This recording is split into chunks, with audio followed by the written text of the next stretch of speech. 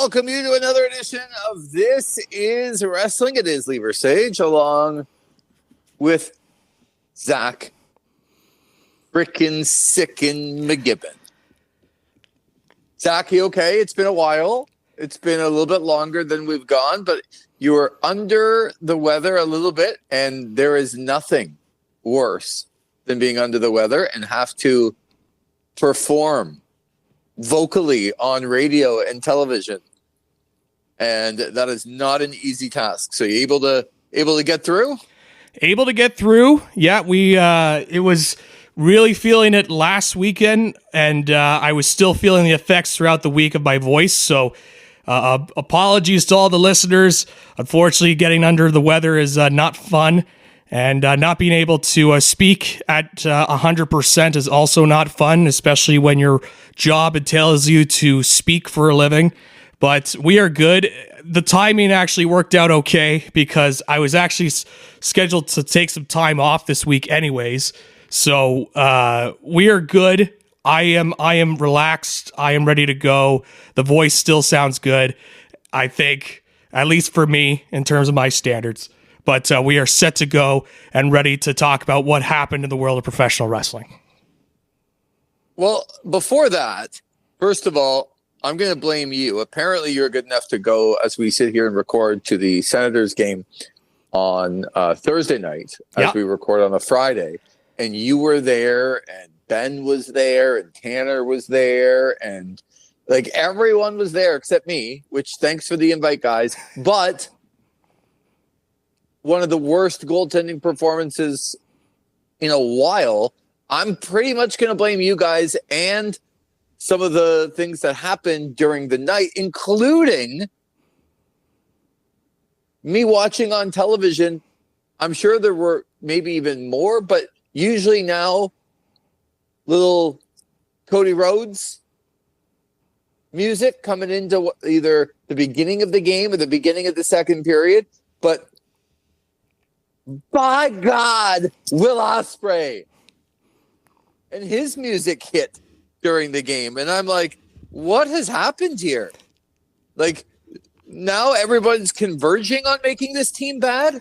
You guys. Oh, my God. But it was nice to hear a little wrestling theme music throughout the broadcast. I enjoyed that. Yeah. I believe the Will Ospreay one was a special request from one Ben Soublier himself. I saw the request be made. He said, hey, I want some Will Ospreay during this game. And I was joking, it's like, well, you're going to get Cody Rhodes and you're going to like it because that's, the WWE theme. And everybody loves the Cody Rhodes song. But to my surprise, at the start of the third period, they played Elevated during the Sens game.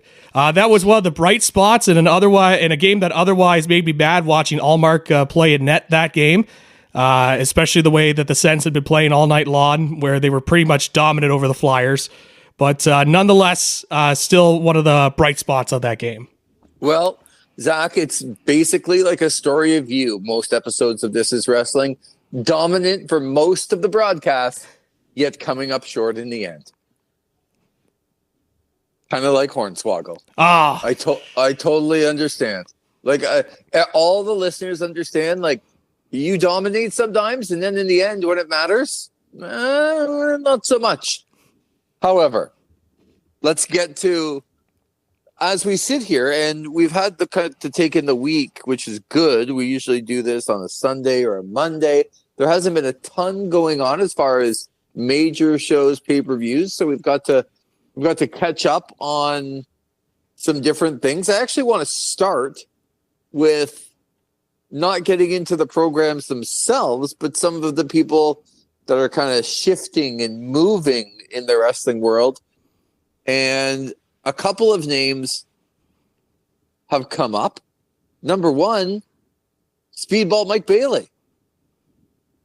Zach, is he going to AEW? Seems like it. That's according to the report from Sean Ross Sapp. He'll be going to AEW. His contract with TNA has expired as of November 1st. And it seems like he's going to make the transition over to AEW. I think this is a good move for him. And Having chatted with him before and spoken with other people that know him pretty well, he's a guy that's definitely more of a free-spirited guy. And I would imagine that, being able to work AEW where you get to still work some independent shots if need be and have a little bit more control over your schedule, I think those were some of the enticing things for him in terms of going to AEW. And obviously still he goes on to a bigger spot. I'm really excited to see what he could do, because this is obviously going to be the biggest spotlight on him. I think he's a tremendous pro wrestler, one of the best pro wrestlers to come out of Canada, if not the best pro wrestler in terms of this modern era of guys. So, and in terms of in-ring work. So I'm really excited to see him, mix it up with some of the guys in AEW. I really am excited to see him get back in the ring with Will Ospreay. Some of Will Ospreay's best matches have been with Speedball Mike Bailey, and that's crazy to think about considering the high level of matches that Ospreay has had throughout his career. So a very exciting move. I think this is a smart move for him, and it was kind of mentioned too with the time that he was not allowed to go into the States for 5 years. This is an opportunity now for him to really showcase himself on American TV. So very much excited for him going to AEW. And then reports are that Kenny Omega is going to come back, but he's not going to come back to AEW first. He's going to go over to New Japan and maybe give back a little bit. And I thought it was interesting to read the comments about how AEW is like, I'm paraphrasing, but Kenny Omega said, they're kind of hitting on all cylinders. All the guys and girls, like, they're working hard. They got their spot, and they don't really need me.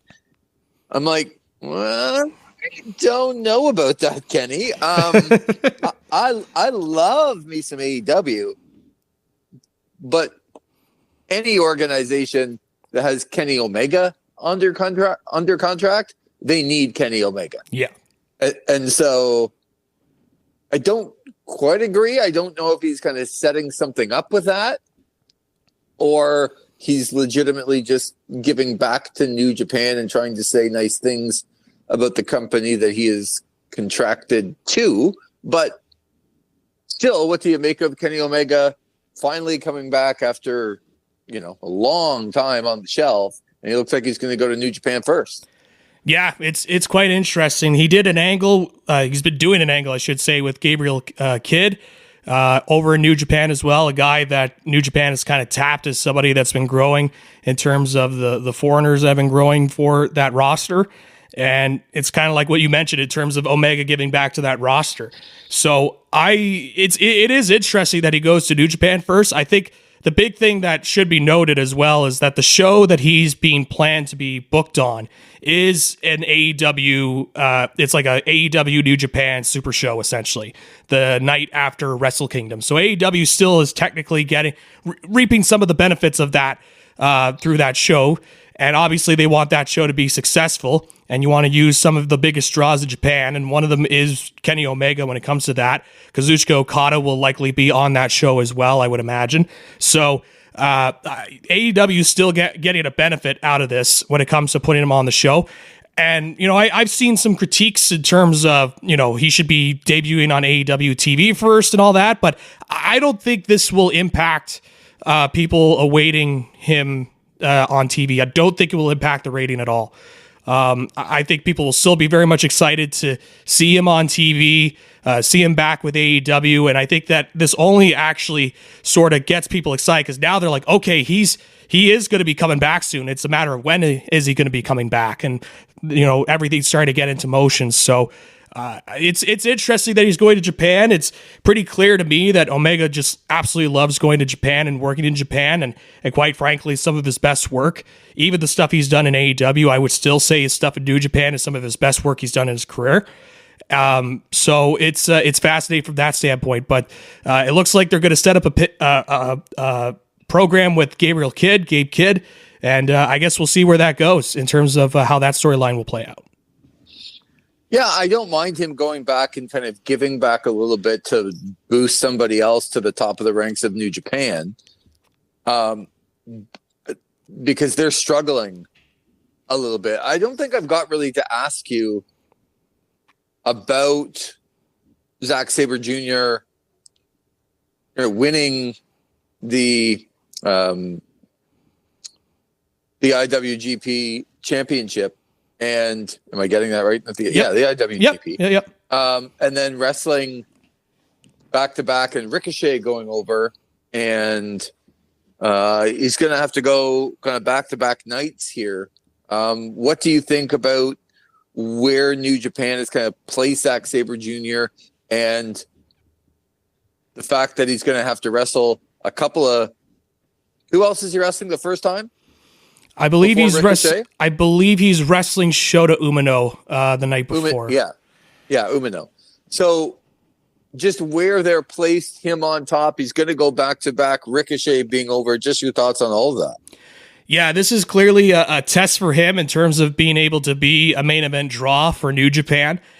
He's always been somebody that's kind of lurked around the main events. He's been in some main events of some Corkin Hall shows and all that, but he hasn't been that guy that they've given the ball to and said, hey, you're going to need to lead us here for the next little bit. And that's kind of what's going on with him in Japan as New Japan continues to try and rebuild its roster and with, the exodus of guys like Okada, and guys like, Omega in the past and Ospreay as well. So it's kind of a rebuild for them, trying to get some new guys over, and they've certainly got some talented young lions that are in the mix. And there's some guys that you're hoping will take that next step. They're hoping that Shota Umino is somebody that could take that next step. Right now, he's not really gotten the crowd reception that they've really been hoping for with him. But there's other guys, like I'm a big fan of Yota Tsuji as a guy that could take that next step, but it's been a little bit delayed. I'm hoping for a little bit more, but I still think he could get there. And there's a couple other guys that names escape me that I think could also be contenders to be Ryohei Oiya as well could potentially be. He's very much lower on the card right now. But all that to say, when it comes to Zack Sabre Jr., obviously they're relying on him to kind of be the stalwart. He's one of their best wrestlers, if not the best wrestler on their roster. He recently had a really good match with Shingo Takagi, no surprise there. And so he's being entrusted to kind of carry the ball here, and we'll see how it goes when it comes to attendance. But obviously with New Japan also having some influence in the States, there is that recognition factor for Zack Sabre Jr. in the U.S. So it'll be interesting to see how that push goes, and we'll see how the Tokyo Dome seats will sell when it comes to Zack Sabre Jr. on top. But it's a big spot for him for sure. All right, let's get into a little bit of what's going on in AEW, and then I got some bigger picture WWE stuff to get to as well. But let's start with AEW.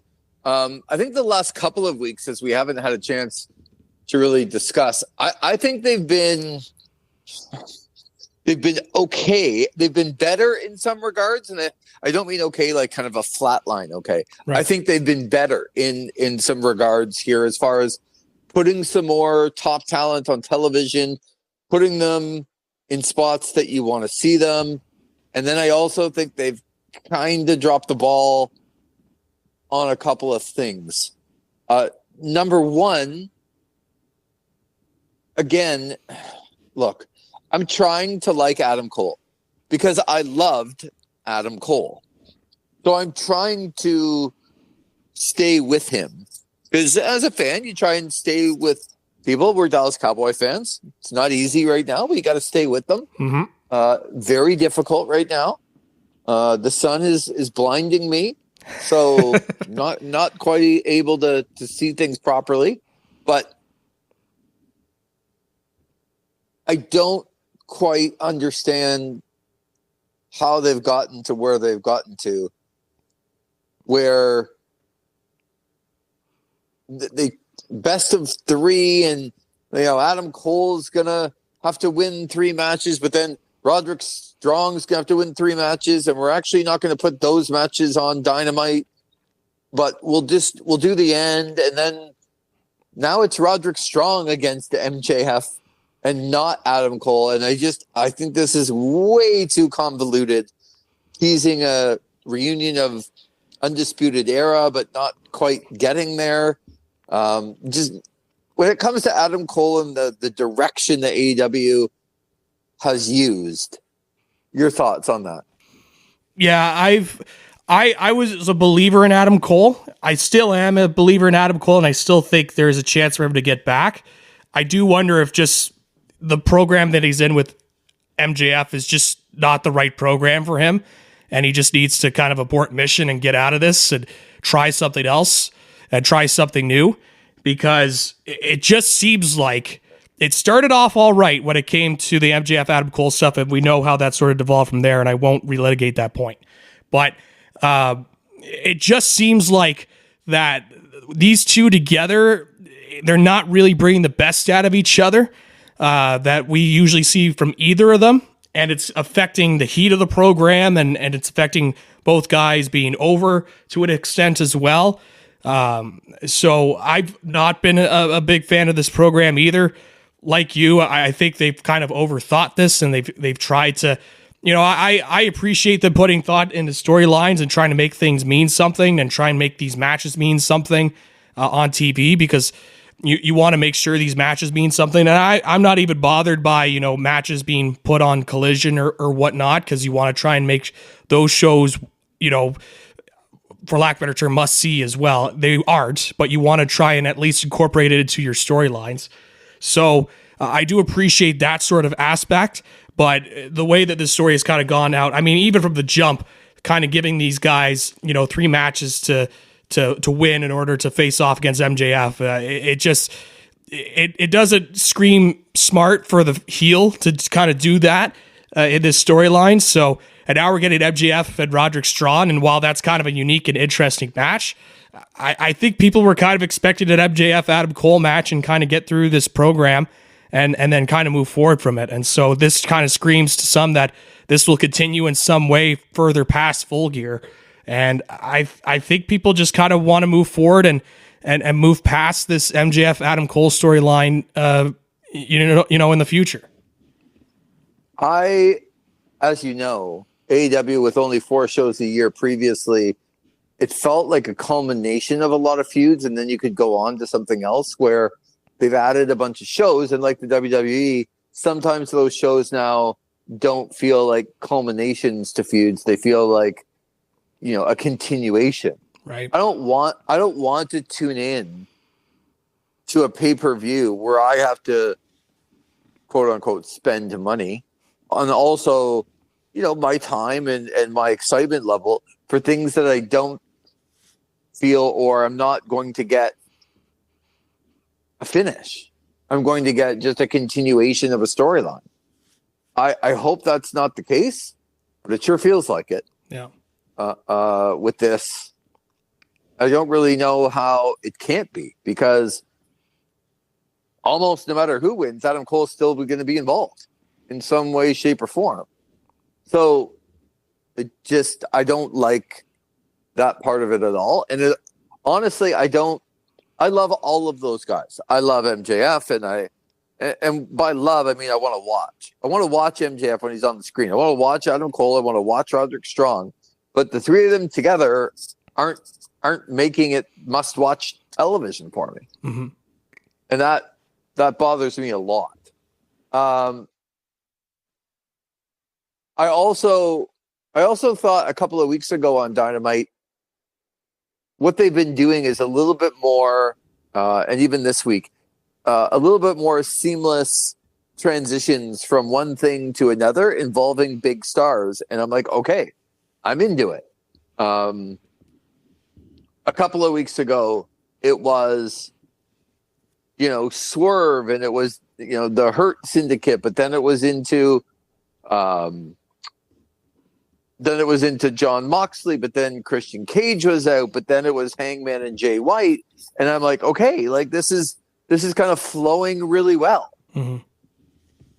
It gets to the main event, and Ricochet is sitting there going, I got a pissed off partner, and he's really angry with the Don Callis family. And it's like, well, everyone thinks he's going to bring out Will Ospreay, which I'm always here for. But then he brings out Will Hobbs. And Will Hobbs is your main event surprise. And I thought after such a good show, honestly, it was a bit of a letdown for me. Like you had all these kind of main character guys throughout the program, and I'm like, okay, this is better. This is better television. And then Will Hobbs is your surprise in the main event. Will Hobbs comes out and he doesn't even get the pin. It's just, what? Like, and then Will Ospreay comes out after that. You're like, well, why didn't you just bring out Will Ospreay? And whether he's hurt or not, if he's active enough to be there, it just felt like there's not much I liked about this. And it kind of goes back to there's not much I like about Ricochet, and he's going down quickly in my eyes as far as do I want to watch on my television. But I just thought this whole thing was bungled. Like, your main event surprise is Will Hobbs, but then you bring Will Hobbs out.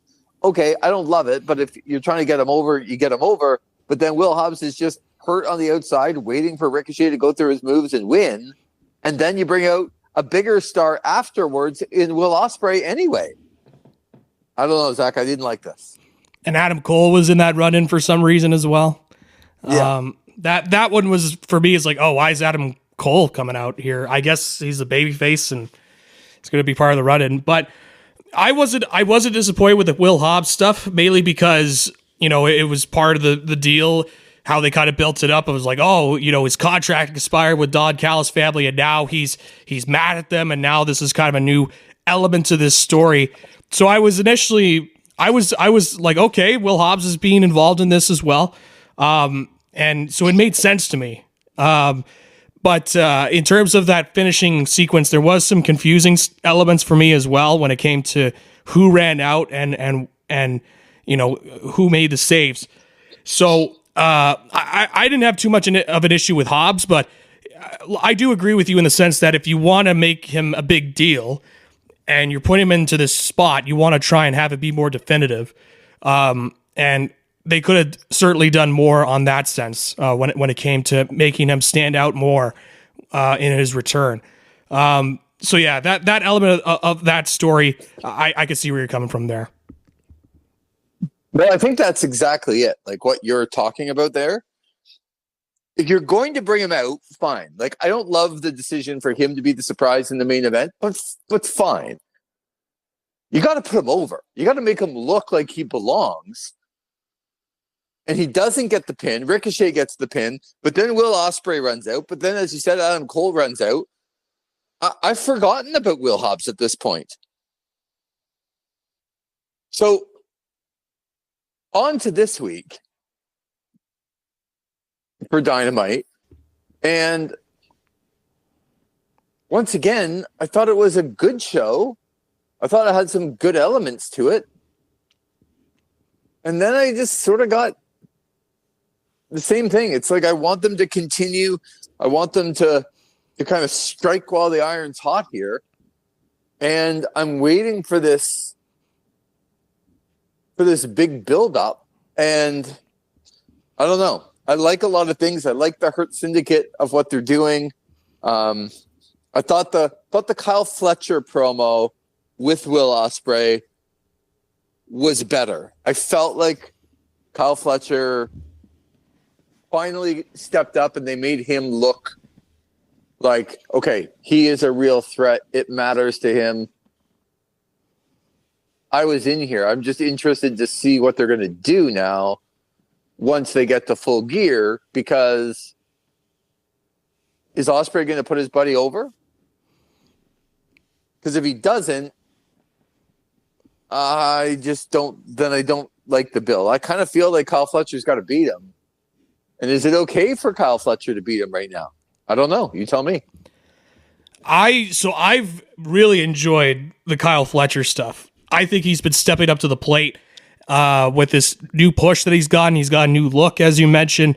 And I think he's really stepped up here and shown that he could be a potential guy to look at when it comes to being in the main event scene.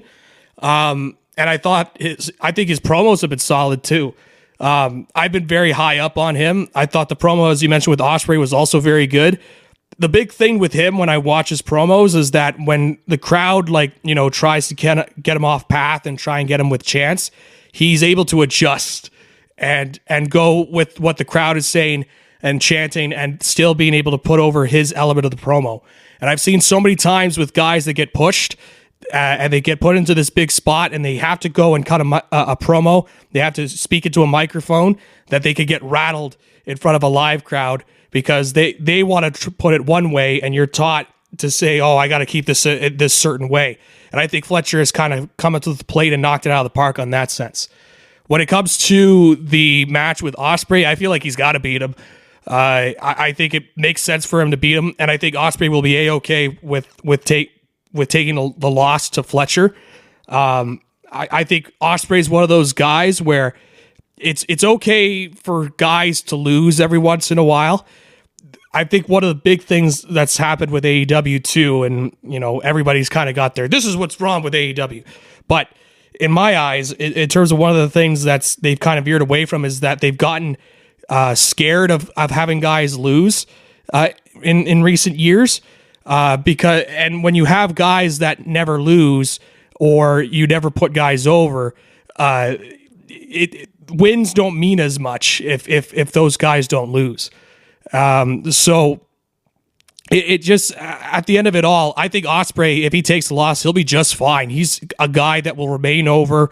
He will still get big crowd reactions. I think it will really help Kyle Fletcher in the long run, in terms of having a win over Ospreay. He's a guy, obviously, that they've circled as a guy that could be somebody in the company. So I think that's the move, is to beat Ospreay, and move forward on that. So I'm high up on this program with Fletcher and Ospreay. I think both have been really good in this program. And I am still very much on the Kyle Fletcher train on him being a guy to look at in this company. Yeah, I thought he was thrown out. I didn't love some of his promos, to be honest, in earlier weeks, but this week with Ospreay was good. And can we just agree, so we can move on from it and don't have to fight about this, that Sure. The what chant is maybe the worst thing that's ever happened to professional wrestling? Oh, yeah. No argument for me there. My goodness, it needs to go away like today. I can't even. I'm so embarrassed for the crowd. I feel bad for the wrestlers that have to continually go through it. And I just don't understand why the crowd wants to do this. Like, I understand cheering for your person or booing against somebody else, but do we really think they're doing it to try and get somebody off of their game while they're talking?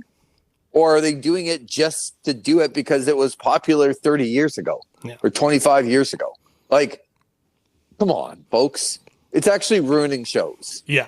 I think even Steve Austin has said that if there's one thing he could change is the what chant. It's so bad. Yeah. And look, next week we'll do a full gear preview. I was going to say a full gear preview, but I altered my promo abilities, getting better. There you go. To alter it, we'll do a full gear look ahead to the pay-per-view, which comes up in 8 days from now.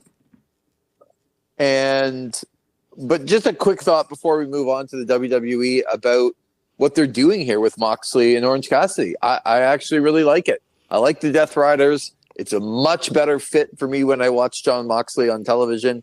And look, you can say it, and everyone listening, while you're listening, you can admit it right now.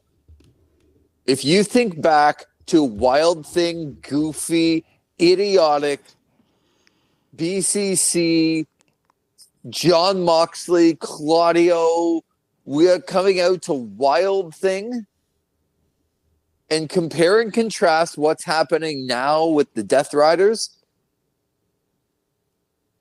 it is night and day. It was embarrassing what was happening before. We can agree on that too, Zach? I do like this better than the Wild Thing intro. I will definitely say that. And I didn't mind the Wild Thing intro as much as you do. I know you absolutely loathe it. Like, the thought of it keeps you up at night when it comes to this Wild Thing song. I'm assuming, Lee, you have not watched your Atsushi Onita tapes because you would have to hear the Wild Thing song to watch Atsushi Onita. Yeah, it's this new theme that Moxley and this group has, the Death Riders, is well, I shouldn't even say it's a new theme. It's his New Japan theme that they're utilizing now. This is a better theme for him, especially with the tone of the group and what they're trying to portray. I really like this Death Riders group. It's something fresh and different for this show, and it more appeals to kind of what I see in pro wrestling as well, admittedly. And I think Mox has got a vision for this that he's seen through. I think Orange Cassidy has been good in this program. I as I kind of continue along and I see some of the promos, I wonder which of it is his gimmick and which of it is him when it comes to some of his promos and taking it to that next level to be a main event guy. Because I don't think they've been bad, but I think for when I watch them, something about it feels limiting to me. Like it could be more when it comes to some of the babyface elements of the promo. They've not been bad, but I've just been wanting a little bit more. But overall, I've been pretty happy with this angle that they've been doing with Moxley, and I really hope that they kind of see this one through and have sort of this end game that they want to do with this, because I think this could turn into something if given time and given more of a look when it comes to getting this storyline developed, because there's a lot of big pluses coming out of this with the Death Riders. All right, we'll get into predictions coming up next week. Let's turn to the WWE, and as we head towards War Games, we're going to have a fifth member now on each team. And look, I'm having a hard time with this, Zach. I'm trying to take off my I like AEW better than WWE glasses and just look at what I'm getting. Yep. And I am getting some, again, with one of the feature players here, with Sami Zayn, Kevin Owens. I don't mind the direction of both of those guys right now and where they are, but it looks like Cody Rhodes is hurt and they're not saying anything. They're kind of acting that way a little bit. And it just feels to me, we get the announcement of John Cena is going to be in the Royal Rumble. Let me ask you a broad question before we get going here on War Games. How front and center by the end of WrestleMania do you think The Rock and John Cena are going to be? Both those guys? I think both are going to be pretty, especially Cena, I think will be pretty well front and center. Why? Cena mainly for the retirement tour, and putting that over. Rock, because I think it's The Rock, and I know it's not the greatest reasoning, but sometimes that's just what it is. It's The Rock. And two, I think they're going to continue to have The Rock be some sort of a presence when it comes to future storylines, whether it be Cody next year or Roman next year or whomever he's facing next year. He will be somebody that will continue to be prominent. Okay, let me ask you a different way. Do you think The Rock or John Cena hold heavyweight championships? I think Cena will.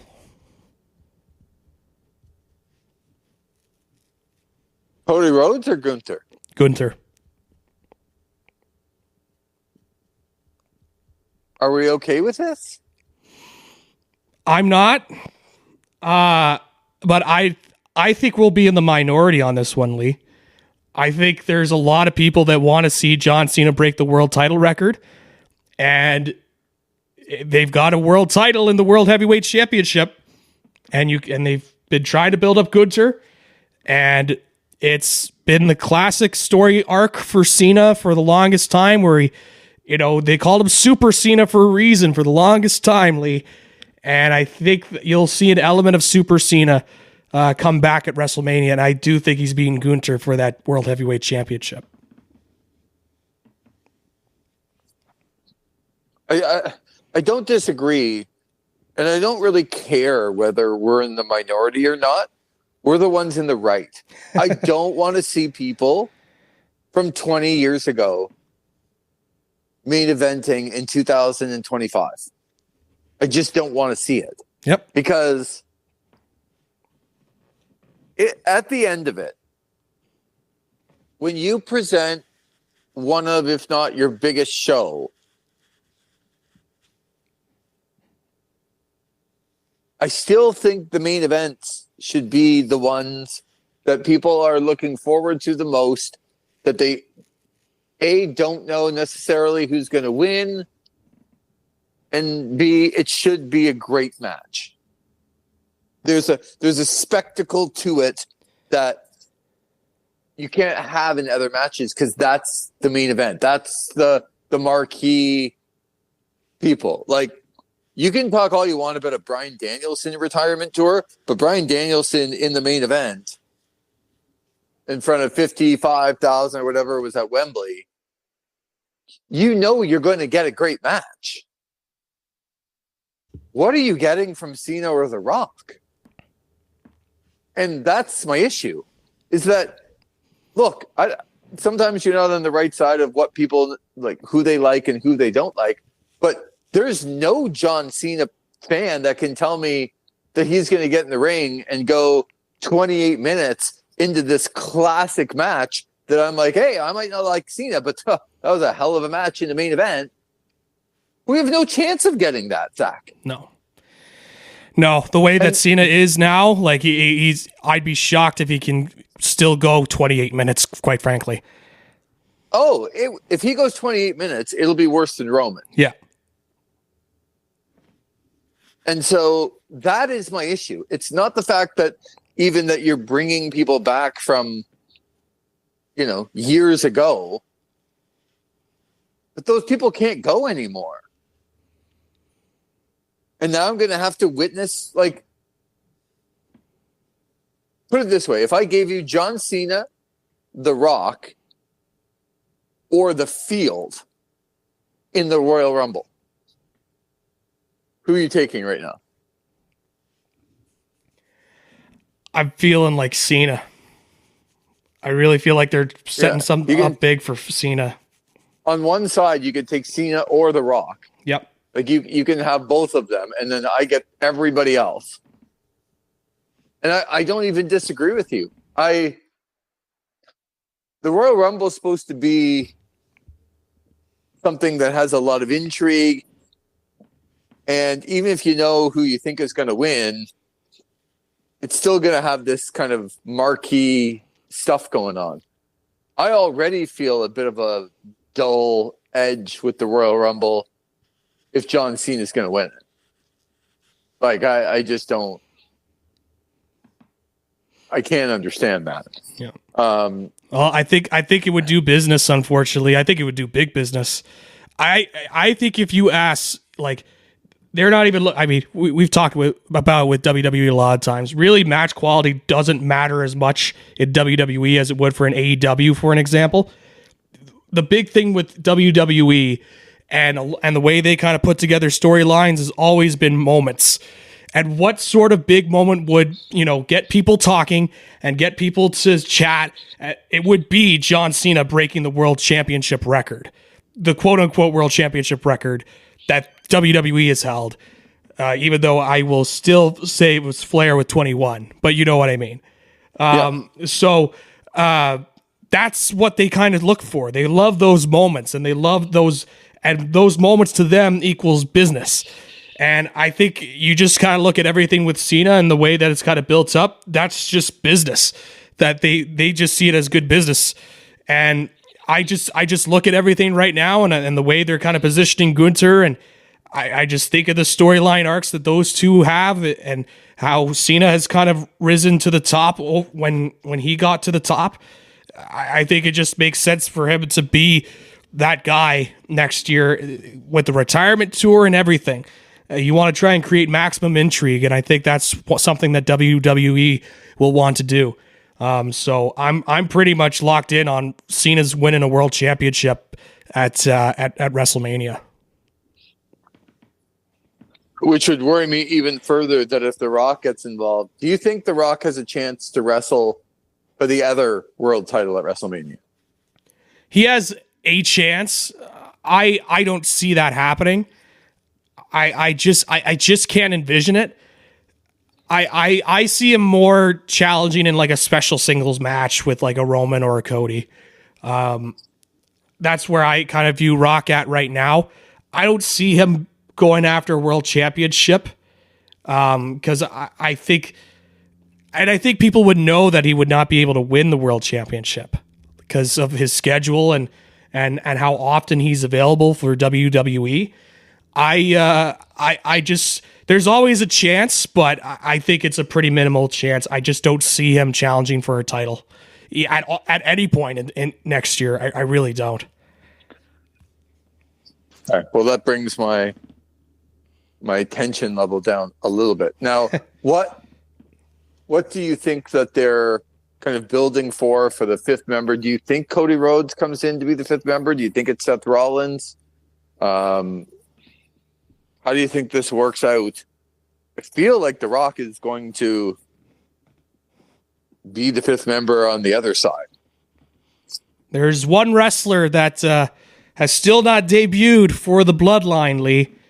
One wrestler from New Japan who is familiar with the Guerrillas of Destiny, and that is one former Hikuleo, potentially Tala Tonga, in terms of the trademarks and copyrights.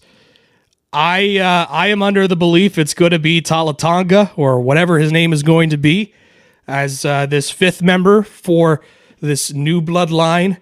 And I think that's going to round out the pack. That is how I view it. I don't think it's going to be The Rock. I don't see it being Cody. I don't see any of those guys. I think this is their opportunity to introduce another member to the Bloodline, and I think it's going to be Hikuleo or Tala Tonga or whatever he's going to be called. I think he's making his debut. It's what we need, another new member of the Bloodline. So do you think Seth Rollins is your guy on the other side? Is it Cody? In terms of rounding out that fifth spot, I could see Cody, considering their partnership in the past. I don't see Seth. I would lean more towards Cody to kind of fill out that spot. And then big picture afterwards, just where do you see Cody, Roman, The Rock, whoever you think is in the world title picture? So I think Cody's going to hold the belt till Mania. I think he's still going to have it. I was. It's interesting because I if you were to ask me after WrestleMania, I would be thinking Cody Rock, but I think they like having the championship on Cody, and I don't think they're going to have Rock challenge for the belt for Cody. I could see Cody Rock happening at Rumble. Now, I said earlier I don't see Rock challenging for a championship next year, but if they wanted to do that spot, they could. I think Cody's going to have somebody new. I would like to think that. I'm leaning more towards Rock Roman as this kind of story goes along. So I think that's where I'm going to go right now as we speak. I'm going to hold the right to change my mind by in the start of 2025. But as of now, if a gun to my head, I think it's going to be Rock and Roman. I think Cody's going to have somebody else. I can't tell you who it is off the top of my head. And I think Cena is challenging Gunther for the World Championship. That one I'm very, very confident on is Cena versus Gunther at WrestleMania. Well, I need to know, Zach. You got time. We haven't even finished up 2024 yet. You're already talking about April of 2025. So much could happen in 5-6 months. Half a year. Yeah. A half a year. Yeah. Do you think the WWE doesn't know who the WrestleMania main event is? I think WWE certainly has an idea of what they want. I think they usually have it locked in by January. So, I think you're crazy to think that Cody is not facing one of The Rock or Roman. You don't think he could potentially be facing Solo Sikoa in a title match? Because they love pushing Solo. At WrestleMania? Hey, Solo. They love pushing Solo. They put Jey Uso in the main event of SummerSlam. Why not put Solo Sikoa? He's been the bigger storyline piece, and compared to Jey Uso and this bloodline thing so far. Obviously, that could change. But you don't think you don't think there's a chance that Solo Sikoa will have some sort of prominent match at he's beaten John Cena. I'm just saying, I don't think it's zero. I think there is certainly a chance that Solo could have some sort of featured match at Mania. But Cody has beat Solo twice or 3 times. And he could do it again at Mania. Well, yeah, I guess he could. Cody and Roman have faced each other now twice. Yeah, but that's a marquee matchup, though. They could do a third match if they wanted to. Yeah, that's what I mean. I don't see any way. The only one that I don't quite know where they're going with him is Seth. And I feel like Seth still could be a part of a main event. They love Seth Rollins. And I don't know. Could Seth and Cody? He's the only other guy. But I'm going to ixnay your Solo Sikoa in the main event of WrestleMania against Cody. I'm not saying lock it in. It's happening. I'm saying don't be surprised. He's a featured part of this storyline, and they are committed to pushing him. They just continue to push this guy. He's going to be in the main. I know it's with 9 other people, but he's going to be in the main event of that War Games match at Survivor Series of Vancouver. He's had bigger matches before. I'm not saying I like it. I would jump off of the Solo Sikoa push quicker than you could even blink when it comes to pushing Solo Sikoa. But they are committed to this story, and he's a big part of this story. And if they are so committed with making him this new leader and trying to make him some sort of a threat, having him in a prominent spot at Mania is not out of the realm of possibility. It really isn't. Okay, I will adhere to it's not a 0. Okay. I understand it's not a 0. But I do feel like we're about 6-7 weeks away from, maybe 8, from the debut of Raw on Netflix. And I really do wonder how you think it's going to change the direction. I have to admit, I have enjoyed Monday Night Raw much more in a 2-hour format. It's a better show. What's that? I was saying it's a better flowing show. Yeah. Much better. Yeah. They didn't have, there was so much filler when you have a whole other hour of people that you're not sort of, putting in prominence. I happen to like the Karrion Kross Miz stuff. I don't know if it's for everybody, but I happen to really like it. And so that kind of carries me through. I wish they'd treat Gunther better, but I hope that changes. And do you think Cody's hurt right now? I think he is hiding some sort of injury. I do too, because they're still showing him like, oh, he's going to be on College Game Day as we record this. He's going to be on tomorrow. They're still putting him in some top places, but at the same time, it's like, where is this Kevin Owens stuff gone? Where is Like, why isn't he defending against Kevin Owens at Survivor Series? I don't know the answer. And I think we're going to get, we're so on track, right? To not have the world champion defend his title at Survivor Series for the second straight year. Because Roman didn't last year, right? Yep. He was nowhere to be seen. A quick thought from you on Elimination Chamber being announced in Toronto. Yeah, at the Rogers Center. Yeah, I believe March 1st is the date, but at the Rogers Center, about a month out from WrestleMania. Yeah, I'm surprised that they're going back to Toronto this soon.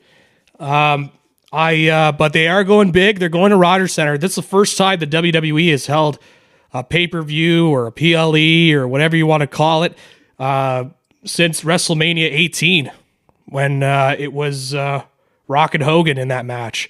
So it's been a while since they've had a show at Rogers Center. So I think that alone will be a selling point for a lot of people to go see that show. And having it, as you mentioned, a month before WrestleMania, I think is interesting timing as well. So people want to kind of look into how those storylines will develop into WrestleMania. So I'm fascinated to see how many tickets they'll be able to sell for that. I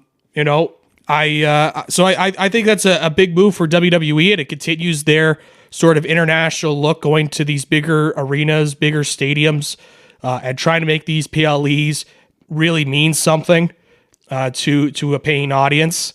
And so I think from a business aspect, it makes a lot of sense for them to do that and have Elimination Chamber there.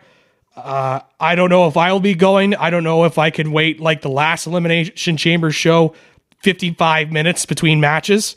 I don't know if that's in my repertoire to actually be in the building for that. I don't think I could do that, but we'll see. I know I've heard from some people that said that they're looking into going to the show once it was announced. So we'll definitely have some people on location.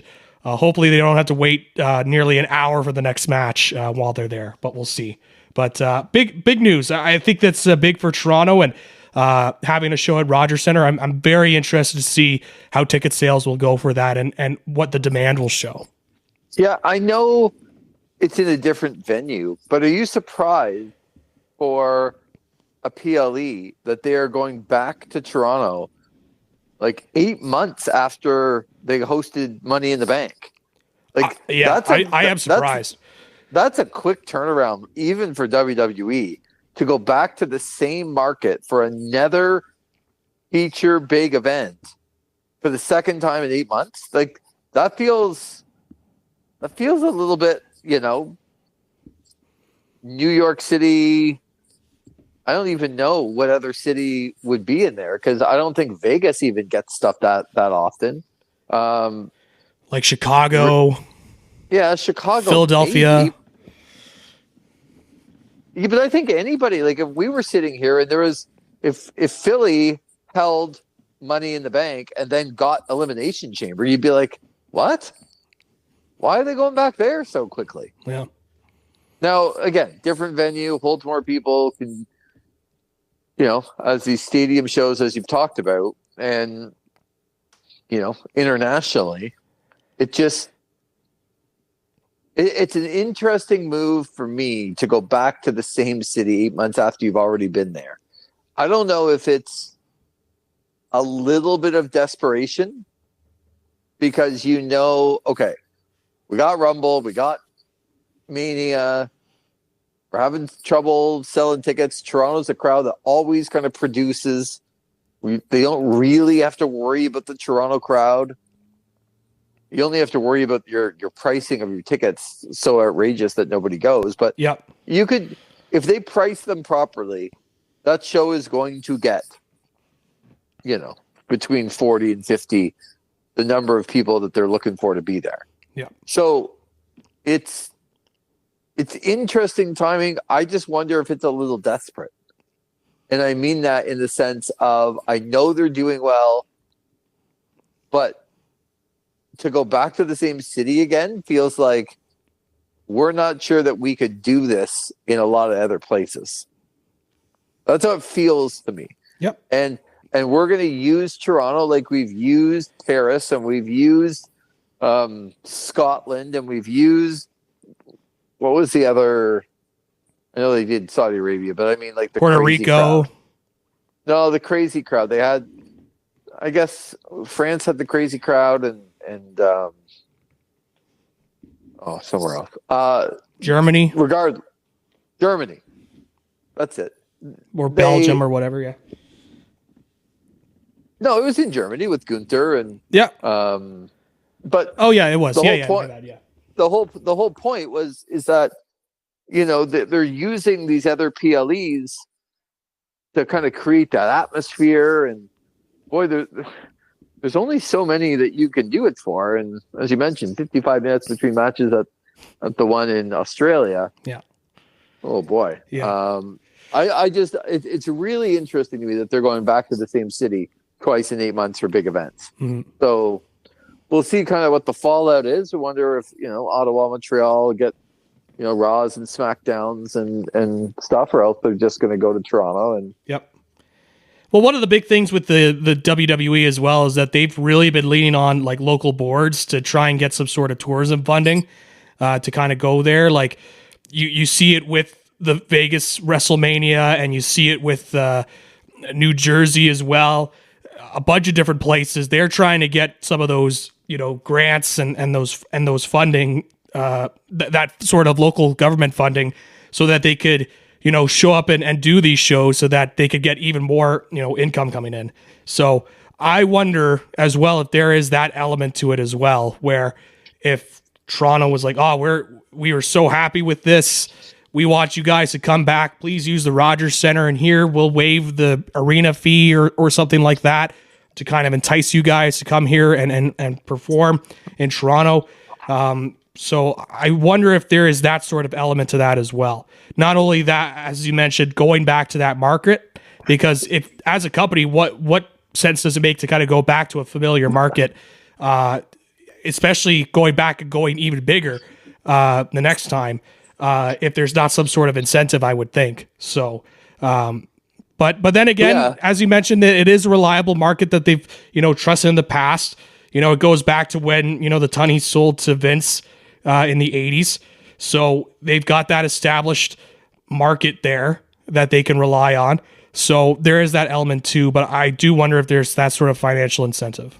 Yeah, I think sometimes we always look at it long term, what's good for the company. And I think you bring up a good point that, you know, sometimes it's about, hey, Toronto's going to offer us this.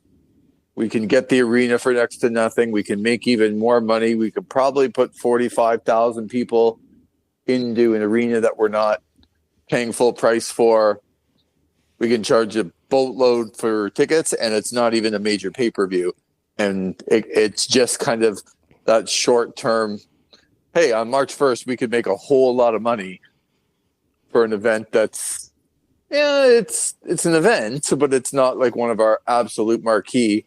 And it's going to look like $1 million, and they're not really looking further than that. It's like, right, okay, Toronto's going to give us the arena. We can probably get 45,000 people. It'll look great.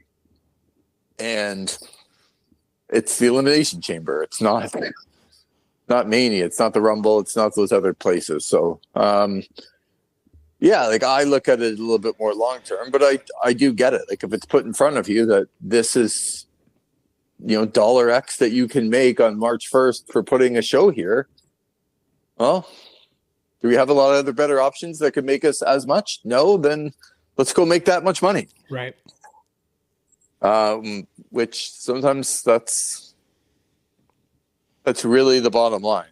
What else on your mind here? I don't want to keep you too long, but I did want to mention we didn't get a chance to catch it last episode, but there was a small wave of cuts to the WWE.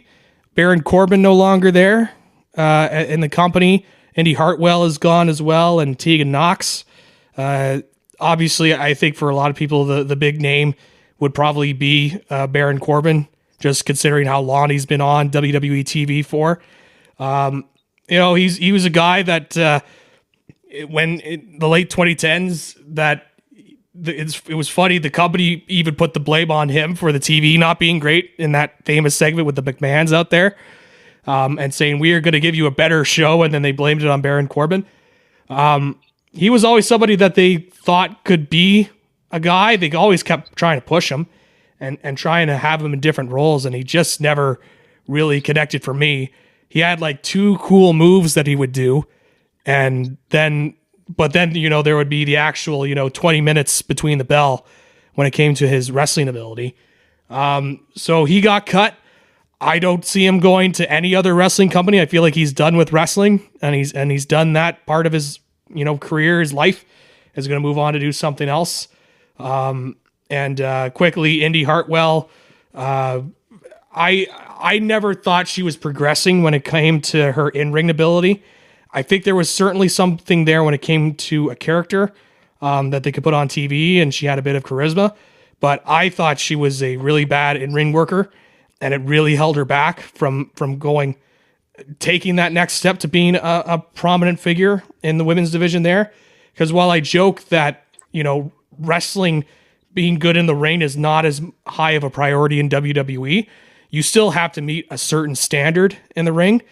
And I don't think she met that standard, and I think that's why they let her go. And in terms of Tegan Nox, I was really hopeful for her because I thought she had high potential, but she had multiple torn ACLs. Yeah, you blew your knee out more than once. It's tough. And look, people are willing to give you the benefit of the doubt that you can come back from one, but man, you're young. You blow it out twice. Yeah. It sucks, but you can't keep somebody on forever because they're hurt. Yeah. And what are you actually getting out of them once they get there? I understand that one. Yeah, me too. And that's one that I hope that she comes back and proves people wrong and moves up the ranks somewhere else and has a great career. But I do understand it from their perspective. And the one thing we should be saying, which, I'm really hopeful because I'm really down on a lot of the women's wrestling where I guess I thought it would be at the end of 2024, headed into 2025, as to where it was a few years ago. I think we were sort of a few years ago saying like, oh my God, like what's it possibly going to be? It's going to be so great. They're going to get more time. They deserve more time. They're only going to get better and better and better. And it's kind of gone the opposite way for me. Now, I say that with Charlotte Flair being hurt, and she is the best. And then Rhea Ripley really not having anybody to go up against, and then she got hurt. I do think the WWE is positioning themselves very, very wisely when it comes to they're not just rushing some of the names right to the big, as they've done with other characters and just rush them onto TV and then realize they're no good and kind of cast them away. They're taking the time a little bit. You look down in NXT right now, and not that I'm getting 5-star matches on NXT television. That's not what I mean. I just mean you can see the talent down there. And I think hopefully what's to come in the next year when you get those talents to where they need to be, I do think they're kind of, to use a sports analogy, restocking the farm with some very high level prospects. Yep.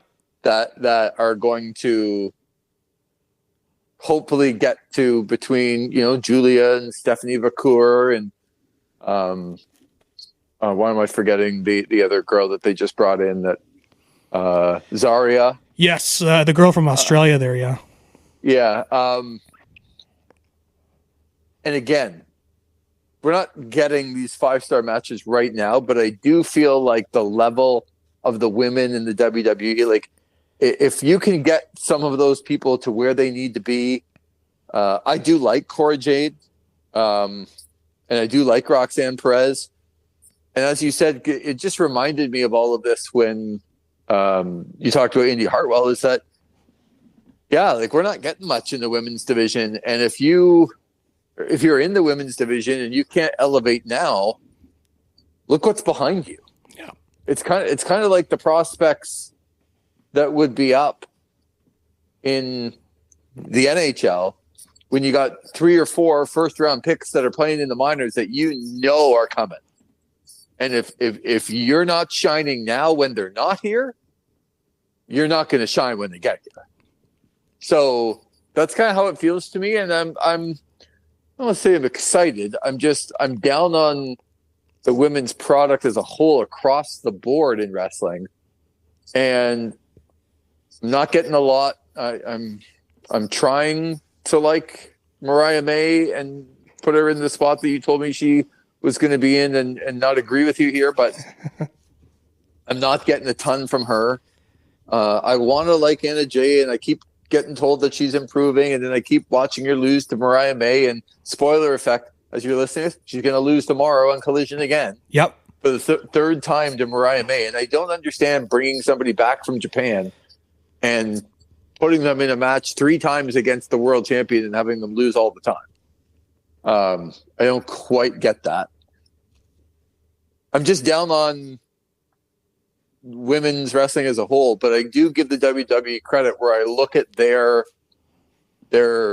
roster in NXT and go, okay, well, adding to me when they get to where they need to be, Stephanie Vacour and Julia and Zarya, and then you add Charlotte Flair back to the mix.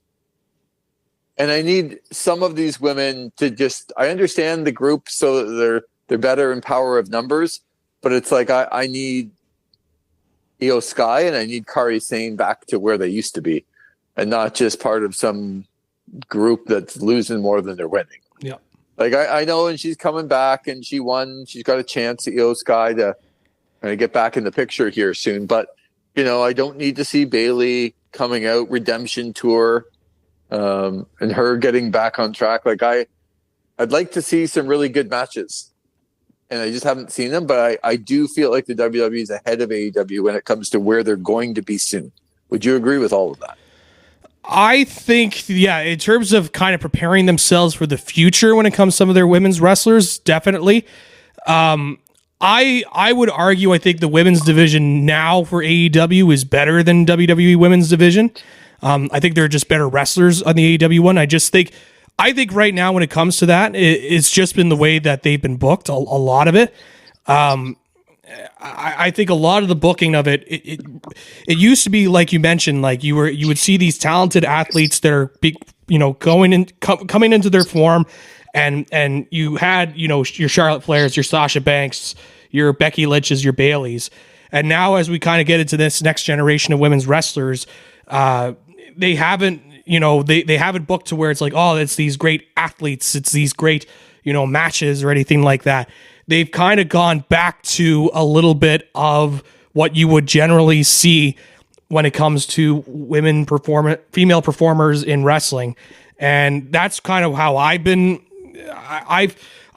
tried to, warn people. It's like, I think we're kind of going a little too far backwards on this, and we got to try and push forward and try and find and continue to scout and try and find some talented women. And there are certainly a lot of talented women's wrestlers out there and that are on both these rosters. I just think the way that it's being booked right now, as you kind of mentioned, how we were, going to have them be featured more and have them have more matches and be more prominently figured. And it just really hasn't been the case when it comes to this go around of booking and pushes. So, yeah, like I would ask you, what match do you remember in the last few months to go, man, that was a really good match?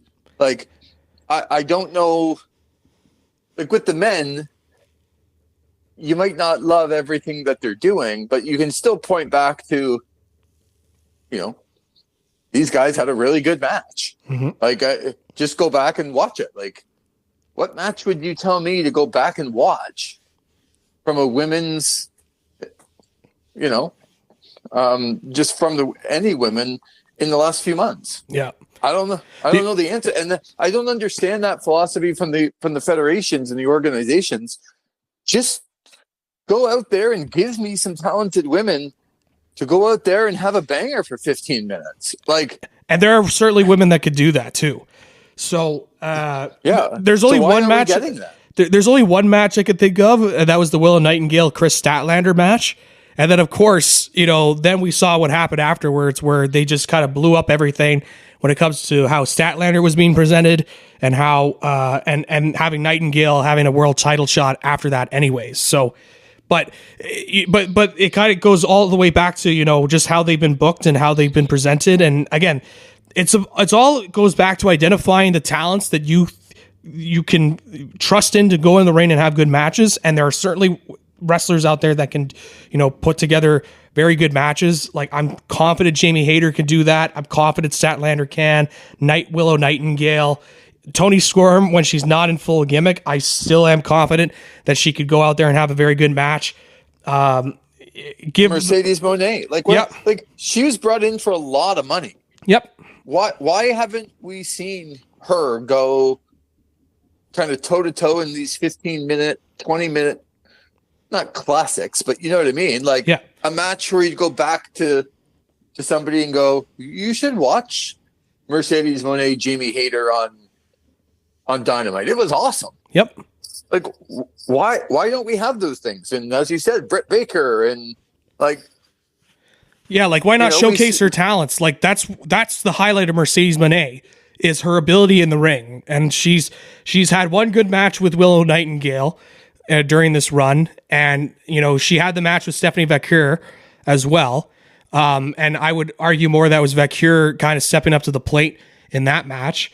But otherwise, it's like they haven't really put her in spots to, it's been the opposite. They've had her, do her weakness, which is promos.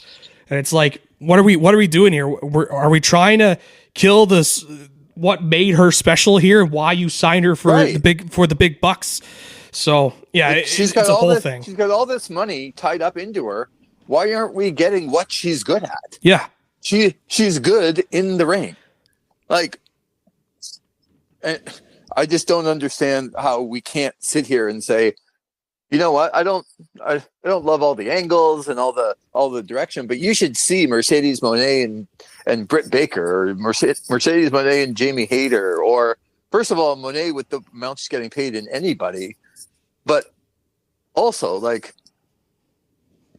why don't we have a women's little division where, even just to rise up the ranks, you're getting Britt Baker and Chris Statlander, or Toni Storm and Jamie Hayter, just as they're ranked 4th and 6th and they're trying to move up. Why are we getting these women for 15 minutes? Yep. Anyway, I do think the WWE is well positioned, but we'll see, because it's I have more trust in the women, in Vakur and Zarya and Julia. I have more confidence in them and their ability than I do in the WWE to put them in these great positions, because I just don't see the WWE doing that. I see them stockpiling talent, and then I watch Bianca Belair should be, dominating as a champion or a contender to a champion. And right now she's carrying around some coal with her, some dead weight in Jade Cargill. And it's I just don't have any ability at all to want to go and watch them on television when they're out there. And I thought, we got the whole Jade Cargill was presented. She's been presented like a star. She is a star. Well, do you still feel that way? Does anybody, when Jade Cargill comes out, going, this is going to be awesome? I don't. I don't. and it, I look at some of these people like Bianca Belair going, what is she doing? She's good. Go let her be good. Yeah. What is she doing right now? So anyway, was just a little women's rant on. I think there are some really the WWE is in a better position with the talent that they have to me in the future, but will they use it properly? I think they are stacking, their minor league roster really, really nicely. It's just, whether they can come through with it. But all right, Zach, we'll give you a rest. It's nice to have you back. Get some rest, and we'll probably have a couple of episodes next week, I would imagine, from looking at the weekend that was into a full gear weekend, and then you got War Games Survivor Series coming up after that. I know C4 has a show next week. Remix Wrestling, yep, has a show next Saturday. That's right. I'll be back for that. So, should be a lot of fun. Yeah, so a lot going on here in the next couple of weeks. So we'll definitely be on it. So for Zach McGibbon, I'm Versage. Thanks again for listening to another edition of This is Wrestling.